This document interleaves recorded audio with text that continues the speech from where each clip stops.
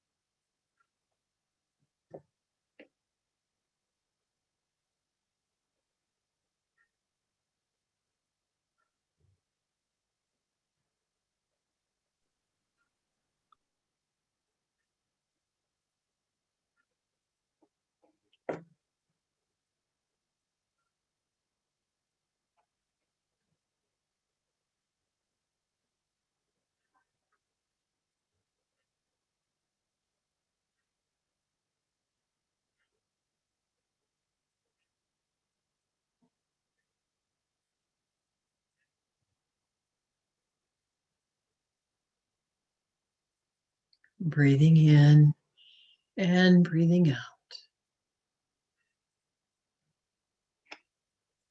As we notice the space around us, the chair we're sitting on, and feel the gratitude. And as it calls forth the expanse of your very soul, calls forth to go singing through the world. And so it is. Amen and amen.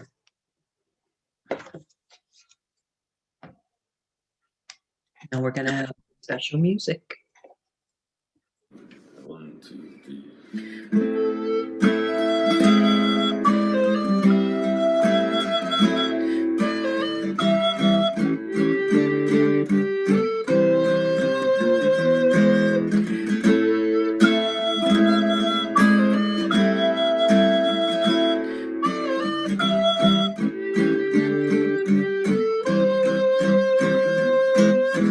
Blue sky shining on me, nothing but blue skies do I see. Bluebirds singing a song, nothing but bluebirds all day long. Never saw the sun shining so bright, never saw things going so right. Noticing the days hurrying by, when you're in love, my how they fly. Oh, blue days, all of them gone, nothing but blue skies from now on.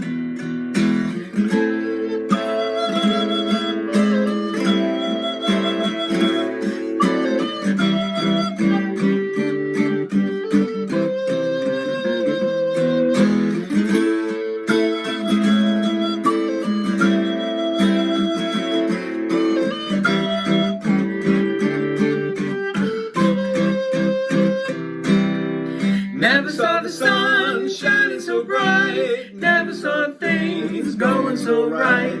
Noticing the days hurrying by, when you're in love, and my how they fly. Oh, blue days, all of them gone, nothing but blue skies from now on. Blue days, all of them gone, nothing but blue skies from now on.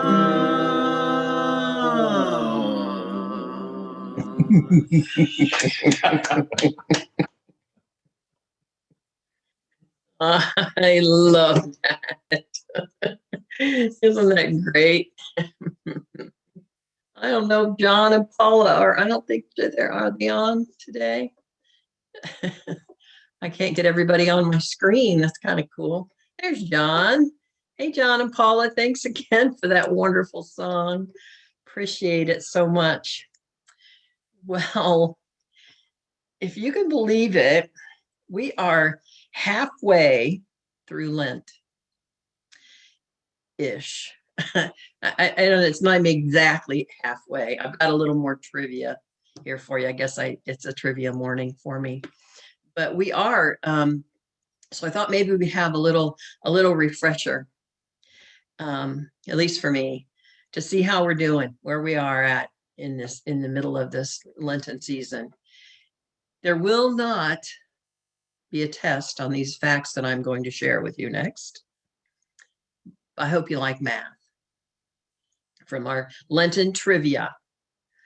So here are the Google facts on how to count the days. Actually, I have two different answers, but the one I chose was from the Roman Catholic Church, because they're so good with rules and rituals. And I don't mean that disparagingly, they are. So I trusted their calculation of Lent. So Lent is the period of prayer and fasting in preparation for Easter. It is 40 days long, but there are 46 days between Ash Wednesday, the first day of Lent, and the Roman Catholic liturgical calendar and Easter. So how are the 40 days of Lent calculated? He asked. In order for Lent to include 40 days on which fasting could occur, it had to be expanded to 6 full weeks. 6 days of fasting in each week, Sundays not included, plus 4 extra days, Ash Wednesday, the Thursday, Friday, and Saturday that follow it. 6 times 6 is 36, plus 4 equals 40. And that's how we arrive at the 40 days for Lent. Got it? I swear I kept counting the days and I'm like, I can't get 40. But Sundays don't count. And then you have to count, the Ash Wednesday and the other anyway. So here we are halfway through that mathematical equation. It's not as hard as pi, but anyway, so we're here in this beautiful Lenten period in our New Thought organization, learning and growing and sharing insights and paying attention to the world within us and around us, and using this time of Lent as a reminder to practice, to stay awake and aware of our inner thoughts and see how that equates in our outer world. So over the last 2 weeks, we've looked at Lent through the lens of releasing and letting go of old thought habits and beliefs that no longer serve us. It's spring cleaning for the soul. And actually, we could do that every day in little and often, right? But doesn't it feel good to clean out closets and drawers and give away stuff and all that stuff that surrounds us that collects dust and Tony's already made one trip to the Salvation Army. The sun starts shining, it gets a little warm, I get antsy, I want to clean out closets and my desk and all that stuff. So I'm actually going to take some time off right after Easter to really get busy with that. I might even give a few away, some of my books, but I'm still thinking about that. That's something I don't. They're my friends. So, but our thoughts and our feelings get bogged down too, don't they? And our outer world starts to reflect that. So this time of year, we also get to take some time to sit in the sunshine, yay, and ask ourselves if we're willing to live life fully. And if we are, what does that look like? What does that look like? Not live life well or comfortable, or, there's a difference between having a good life and there's this divine discontent that possibly rises in us. So are we willing to live life fully? From Unity's traditional way to observe Lent, like I said, we talk about ways to release and let go of thought habits that no longer serve us, and ways to add thought habits that do serve us.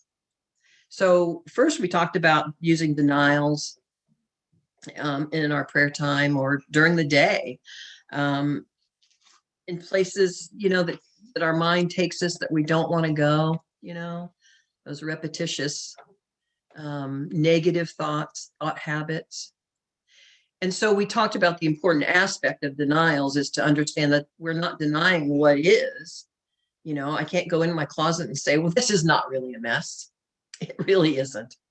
It is, but it doesn't have any power over me. We deny the power. That messy closet cannot make me feel bad, sad, or indifferent. I allow myself to make it I feel jittery. It's like, oh, I need some order in my life. Well, what I need order in is my inner life, because sometimes that's not real orderly. So Jesus did this through prayer, fasting, spending time in the wilderness to wrestle with it, the angels and the devils of his thought, the good, the bad, and the ugly. And he brought himself into alignment with the truth, with his higher thoughts of spirit, to get in touch with his very soul. Little and often, to get in touch with our very soul. And last week we talked about how important it is then to fill that space. We get rid of all those cobwebs of negativity, and we clean them out daily. We fill that gap with life-affirming, positive affirmations in prayer and meditation, in the shower, in your car, and we affirm that peace fills those spaces. When we release and let go, nature abhors a vacuum. So we fill it. We don't want to fill it with new negative thoughts. We want to fill it with thoughts that help us rise up. And that's what Jesus was doing. This week, I want to add another spiritual tool for you to consider. And that's the power of your will. Now, Nancy's going to be teaching a dynamic 6-week course on the 12 powers very soon, a book by Paul Hasselbeck, The 12 Powers. And will is one that I think can get misused pretty easily. I know I never really thought about will in this way that I'm going to talk about it today. But with a greater understanding, we get to untangle our personal will from our spiritual will or willingness so we can listen to our true voice. This part of the Lord's Prayer speaks to our will. You know it. Thy kingdom come, thy will be done in earth as it is in heaven. We make up our own kingdom here on this earthly plane. And that's our heaven or our hell. We don't know what's next, but I feel very, very positive and life affirmed that it sure is going to be wonderful, no matter where we are. And we take the highest thoughts into this world with us, and we don't worry about the next world. Now, here's a quote from The Revealing Word by Charles Fillmore, and it's the metaphysical meaning of will. And keep in mind, this is older language, so he says man all the time, It's humankind, it's people.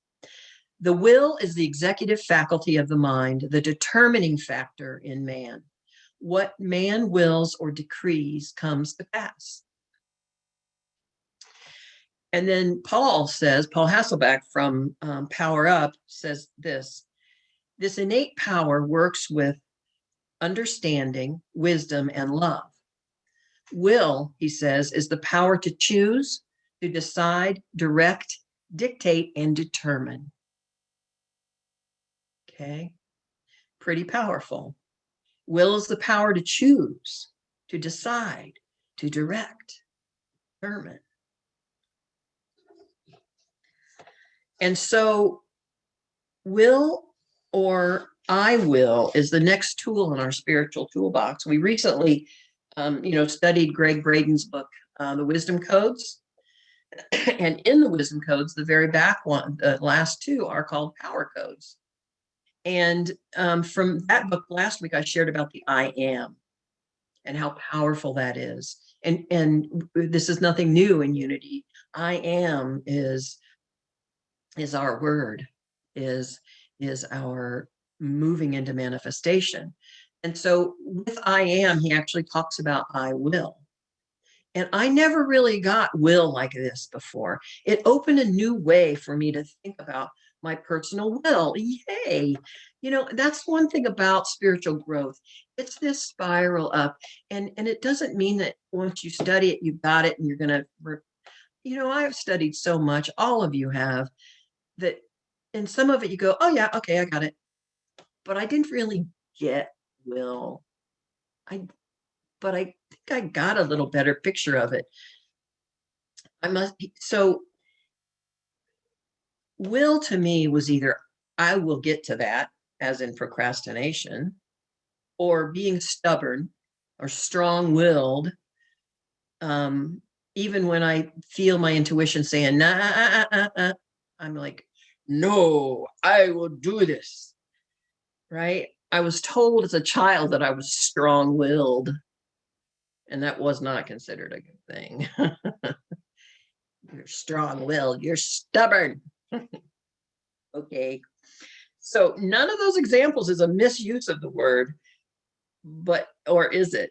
Just like saying I am is commonly used, and boy, do we ever abuse that one, right? On ourselves. I am so dumb. I am so fat. I am so blah. You know, it's powerful words. So, what's the big deal about the will then, huh? Why does Greg Braden call it a power code? And so here's part of his explanation. This is what really kind of helped me understand this whole thing a little better. I will, followed by a statement, is the saying that the outcome has already happened. So if I say I will finish this talk in 10 minutes, you're like going, then what else makes it a power code? What else makes it what's the difference? It's not a future tense. That's the difference. So as Greg Braden in the Wisdom Code says, he uses these examples, okay? So Jesus put forth his hand and touched him, saying, I will be thou clean. I will be thou clean. And immediately his leprosy was cleansed. This account begins when a leper approaches Jesus and says, Lord, if thou wilt, thou canst make me clean. And he put forth his hand and touched him and said, I will be thou clean. And immediately his leprosy was cleansed. Now the sentence sets the scene for these two events to occur. It creates the conditions, necessary. It creates the conditions necessary to facilitate healing. The man heals by asking for help and then avails himself of the opportunity to receive his personal healing, which is possible because he's stating his acceptance to the universe, his willingness to be healed. Willingness to be healed. The account then describes both Jesus's physical action and the words that accompany us. He puts forth his hand and touched him, saying, thou be clean. I will be thou clean. And immediately, I will says it's done. In this historic account, we're shown a very different use of the concept of the personal will or willpower. Here we see the use of the will to alter the expression of the field.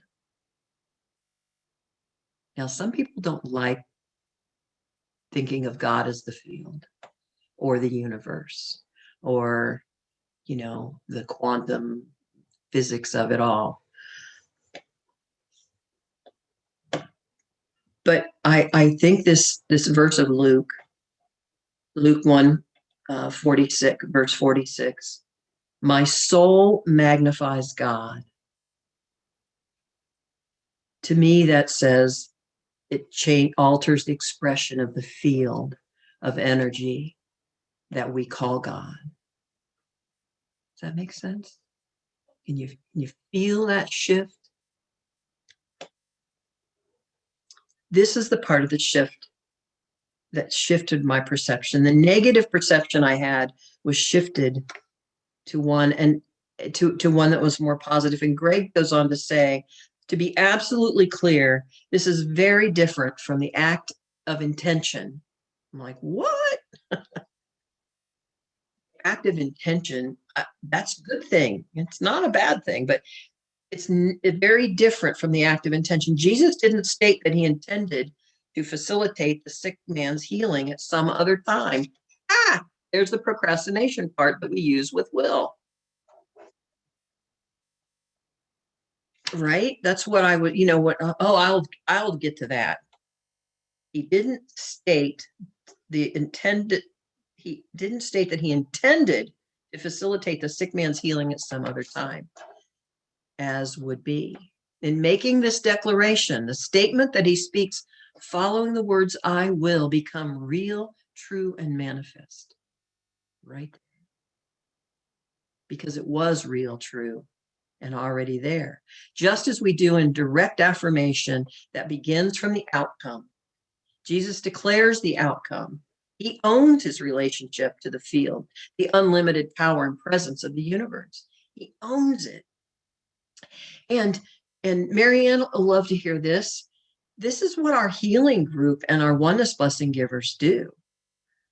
And our prayer partnerships, that's what Reiki and healing touch is about. They're consciously tapping into the field of all possibilities and allowing it to flow. The giving is done. They call it done. Their will to heal, they're shifting the energy field. We say remotely, but it's not. We're all one. We're all one. You know, there's nothing remote. There's nothing remote about us all being in different cities right now. We miss that human interaction terribly, our hugs and all that. And we'll get back to that. But this time has helped to make us so that we understand that we're never separate. We live in the field. We live in the energy that is God. So we continue practice knowing there's one energy, not two or not billions of energy, but there are different and individual expressions, unlimited potential in the field, the energy we call God. And as we discover new insights and use them, it is difficult sometimes to describe the internal soul changes. They're subtle and sometimes sudden. And sometimes sudden. And we go, wow, thy will be done.